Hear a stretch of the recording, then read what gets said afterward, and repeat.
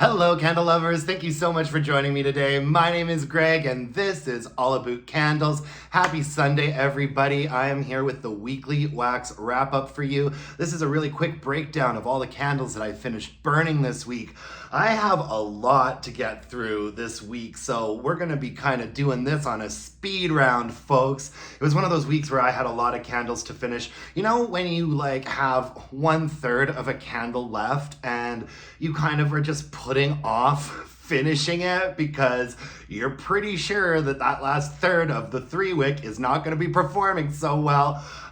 Finally got around to finishing a bunch of stuff off today, so let's just get right into it. At the end of this video, I am going to dive into some of the Bath and Body Works controversies, need to talk to you a bit about Instagram, need to talk to you about Paula Abdul canceling on me. So at the end of this video, we'll have a bit of a key, but let's do business up front. I finished off Honey Wildflower this week. I think this is a really beautiful, vibrant jar. I really liked the candles in this collection. There was also Sunrise Woods and Together Weather, which are ones I really enjoy. A really nice, lighter, airier, floral, sort of early fall collection. The notes on Honey Wildflower are crisp pear, fresh wildflowers, and sweet honey. I thought this was a really lovely fragrance. I know that this candle's been around for a while, but not too recently. It's a really nice, fruity, floral note. You don't pin down a super specific floral note like a gardenia or a lilac, because obviously these are wildflowers, but there is a little bit of a pear, a little bit of a stone fruit, a little bit of a floral, a little bit body care-ish. In fact, it almost kind of smells like it's already in lotion form. But what I appreciated about this one was that the honey note on the base is a really nice honey note, not leading into urine territory, which I've talked about before on this channel. I'm sure you're sick of hearing the word urine come out of my mouth. But anyways, no, really lovely fragrance, really poor performance. I'd say that the strength and throw on this maxed out at about a 6, even in a smaller or a medium space. I was just not getting the strength and throw out of this that I wanted. And right at the very end of the candle there, everything turned black and dark and sooty and swirly. I put the last third of this into a hurricane. Wasn't getting much fragrance out of it there either. Summer from Fragrance Junkie commented on my review of this candle, saying that hers did the exact same thing right at the very end. So let's get our act together, Bath and Body Works, and fix these last third candle problem situations.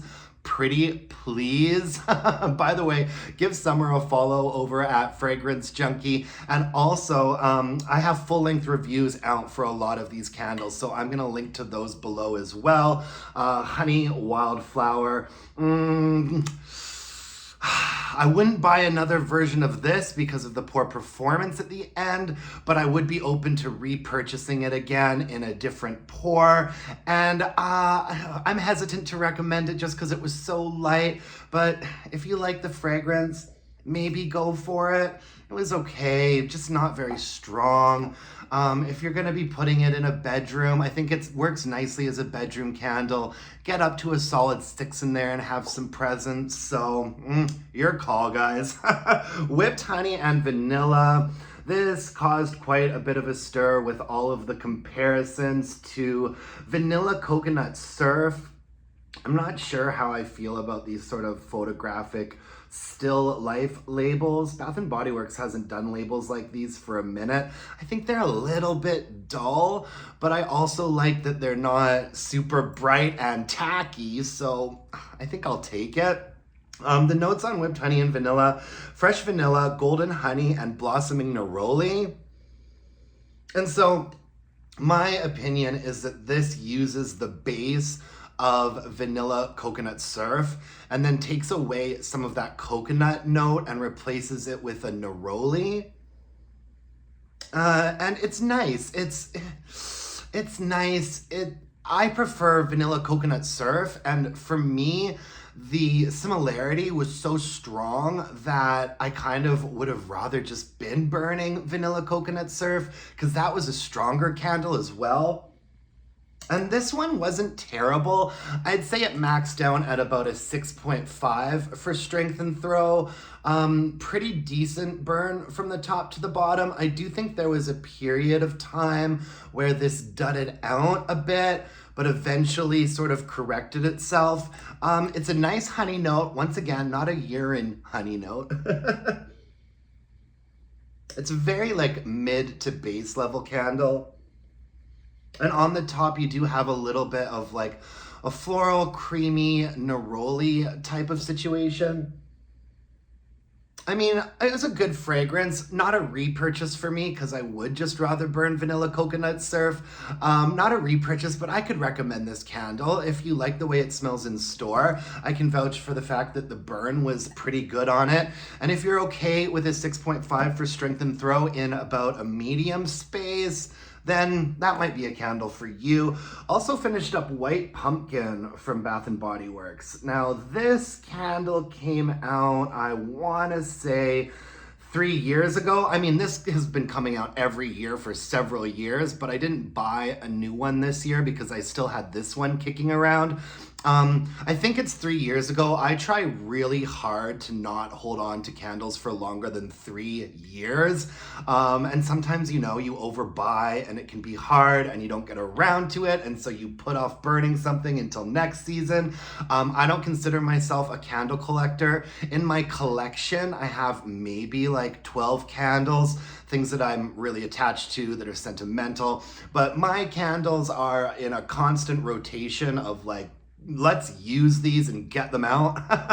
And so I'm going through a bunch of sort of 3-year-old candles that I've got from Bath & Body Works still kicking around for whatever reason. The scent notes on White Pumpkin are gingered white pumpkin, caramel glaze, and warm blended spices. And to me, this is really the closest thing that Bath & Body Works has to a chai candle. Now, they do have an autumn chai candle, but I actually think that this candle is more chai than the autumn chai. It's really nice. It's got a bit of a spice to it. It's got a definite sort of chai latte vibe. And I really like the fragrance, but this particular version just burned abysmally for me. I only got about halfway through it, and then I sentenced it to live in a candle crock for the rest of its life. That's why the wicks are drifted apart so badly. Yeah, I got to, it had the thin curling wicks on it.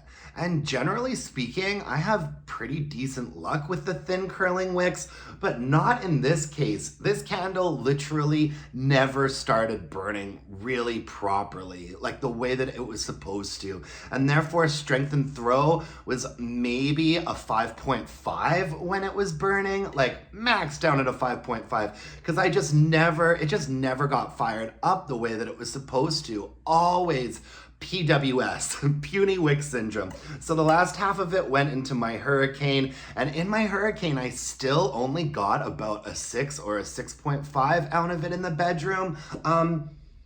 This might be the last time I buy a White Pumpkin. I don't remember specifically, but I don't ever feel like I've had great luck with this candle, and it's not a fragrance that I'm particularly over the moon about. There's lots of chai candles out there.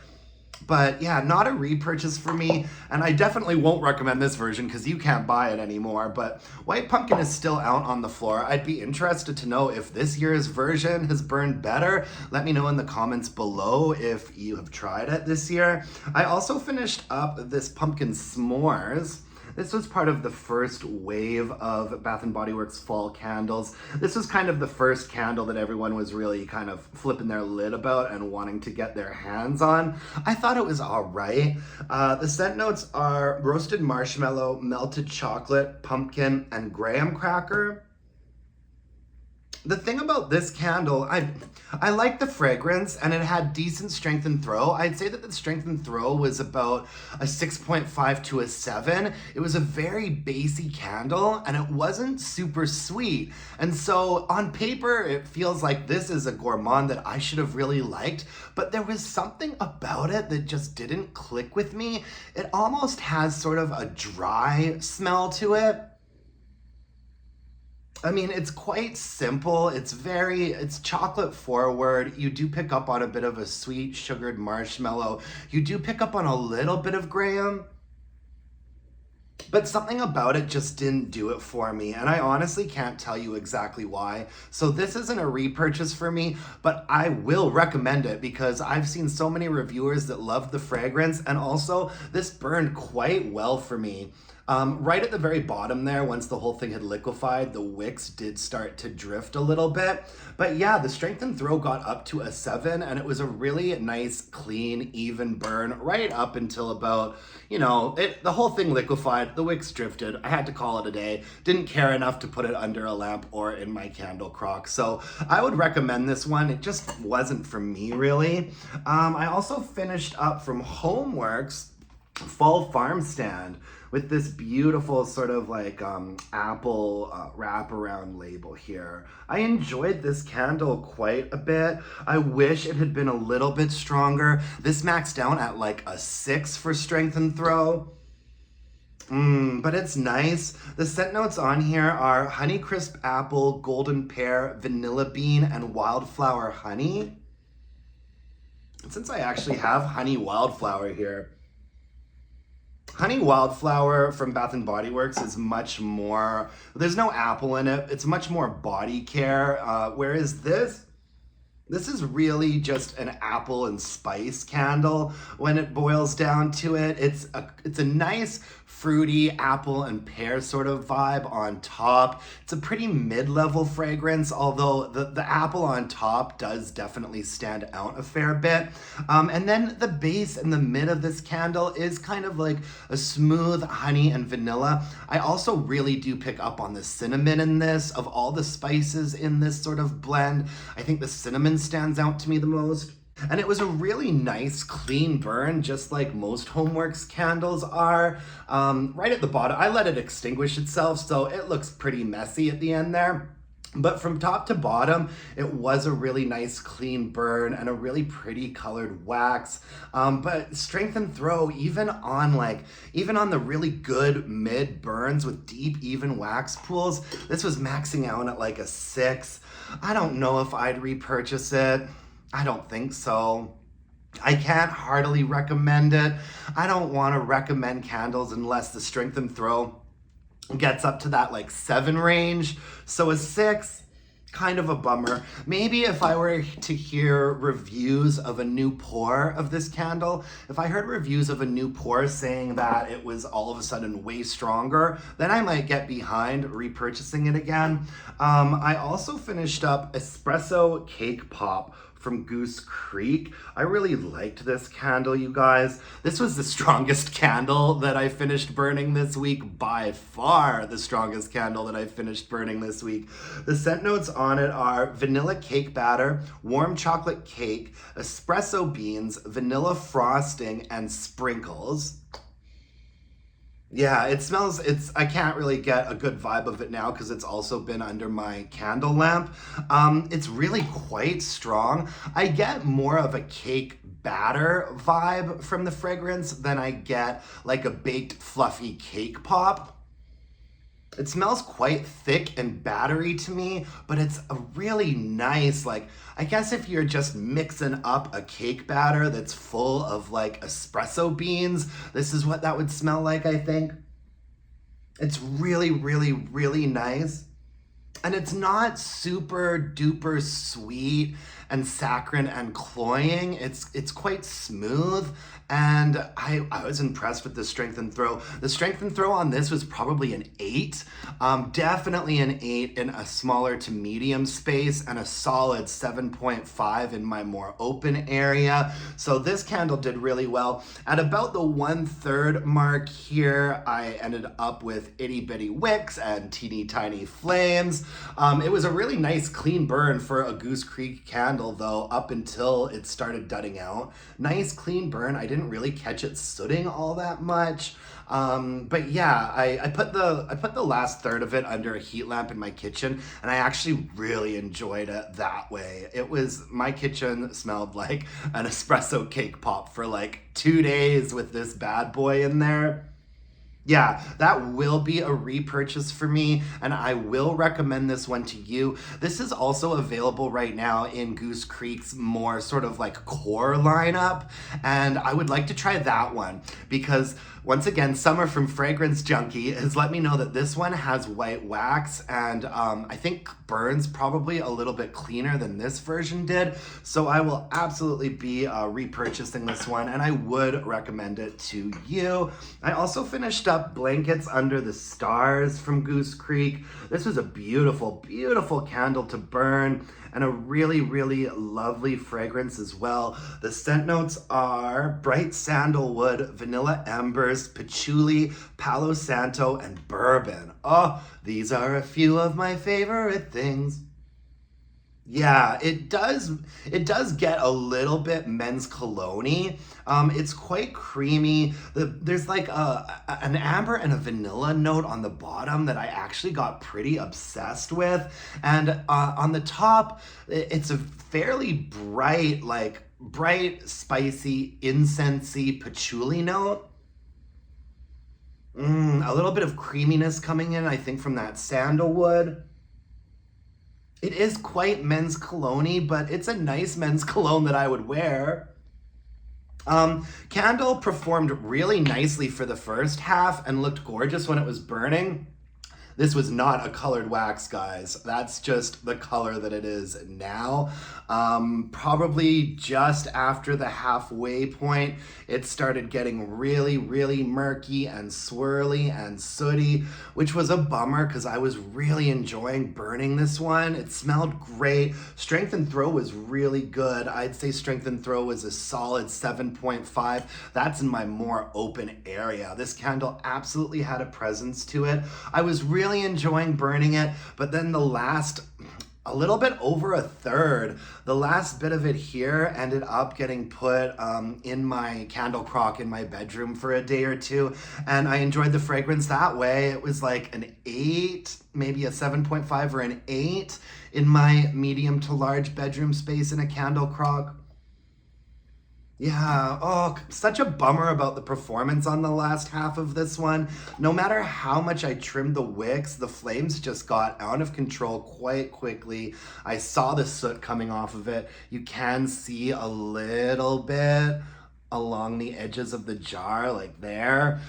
So yeah, it was just too much of a liability for me to really want to burn. Ended up in the crock. I finished up 2 more of these stupid candles from Michael's.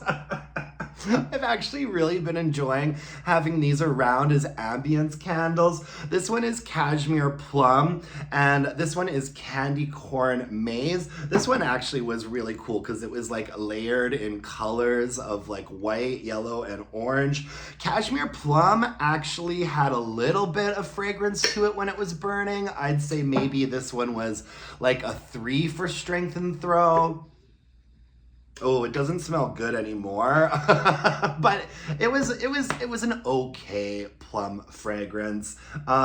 Maybe a 3 for strength and throw. Candy Corn Maize was basically just a really light vanilla fragrance. Oh, that doesn't smell good anymore either. I burned that sucker down to the very bottom. They really are pretty much unscented when you're burning them, but they make for really nice like ambience candles to have out because you can burn them for quite a long time, and they actually pulled out quite nicely and burned really quite cleanly. So I didn't, these candles weren't really about the fragrance, they were just about setting the mood. I also, super random, finished up this blue raspberry snow cone that I kind of just found towards the back of my candle closet. I had this in a hurricane in my bathroom for just a little while to finish it off. Pretty much no strength and throw. The scent notes on it are blue raspberry syrup, hint of cherry, scoop of shaved ice. I must have just bought this because I found it at like semi-annual sale for $3 or something. Yeah, it's not, I liked smelling it in store. It was kind of nostalgic to me. When I was a kid, my favorite flavor was always blue, if you know what I mean. Blue Slurpees, blue snow cones. And so this was just a really like fun, nostalgic scent that I decided to pick up for whatever reason. It was basically unnoticeable. It's nice and sweet and sort of syrupy, and you definitely get that childhood candy vibe from the fragrance. But I really don't think I smelled it at all when it was burning. Even in a hurricane, maybe it was like, let's say it was a 1 for strength and throw. So even if I only spent like $3 on this candle, I'm still gonna consider that kind of a waste of money. I apologize. All right, let's talk some tea here, guys.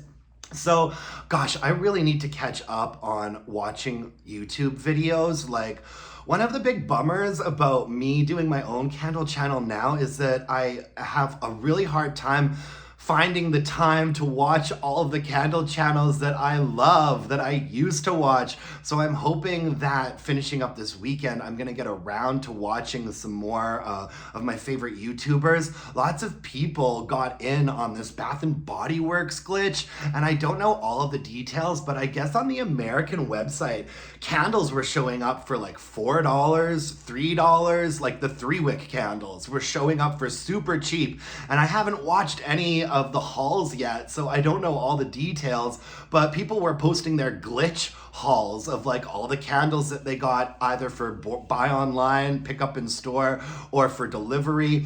So that sounds like fun. I'm sorry, Bath and Body Works. Like, I'm sorry, but if you're gonna glitch the site up, I think people are gonna take advantage of it, and there's nothing you can really do about that, obviously. So I'm happy for everybody that got some accidental great deals on their candles. I know that this has happened before.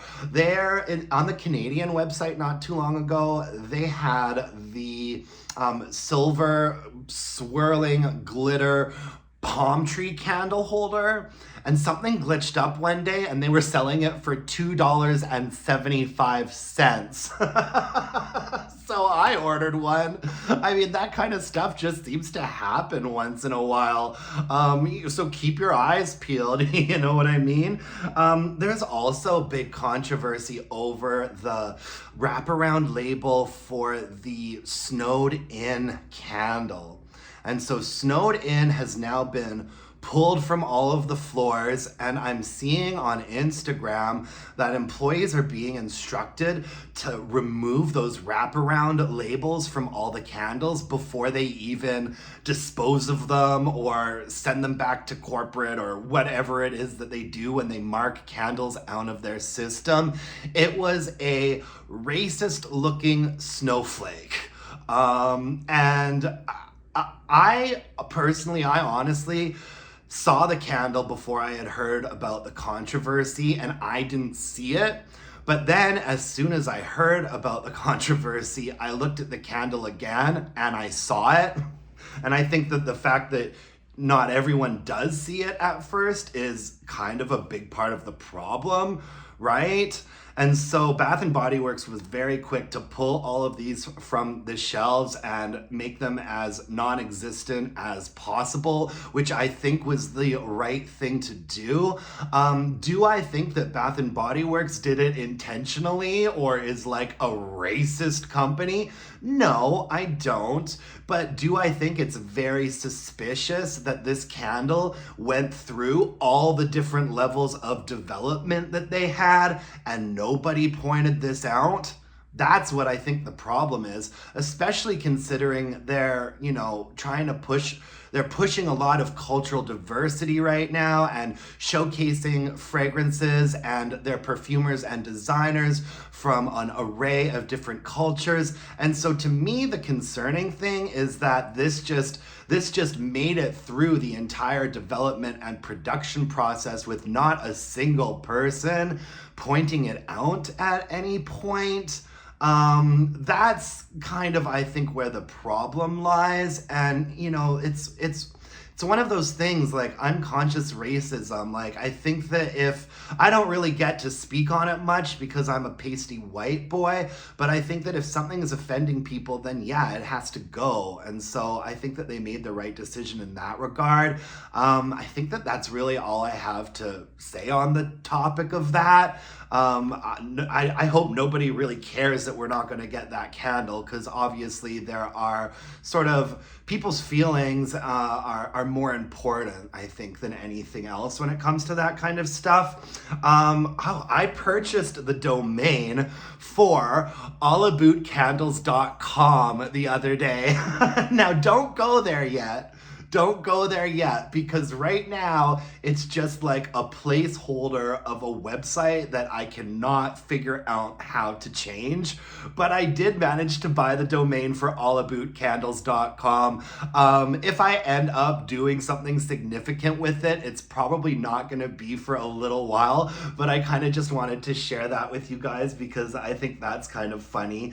I'm on Instagram. I kind of at a loss of what to do with my Instagram account, but it's really great for being able to chat with people a little bit more privately and stuff like that. Mostly I'm just using that to promote my YouTube channel. The focus is always going to be on making the YouTube channel as great as I can, but if you do want to follow me on Instagram, it's at allabootcandles. Just wanted to let you guys know that I'm following everyone back, but if your account is private, then I'm not gonna follow you back.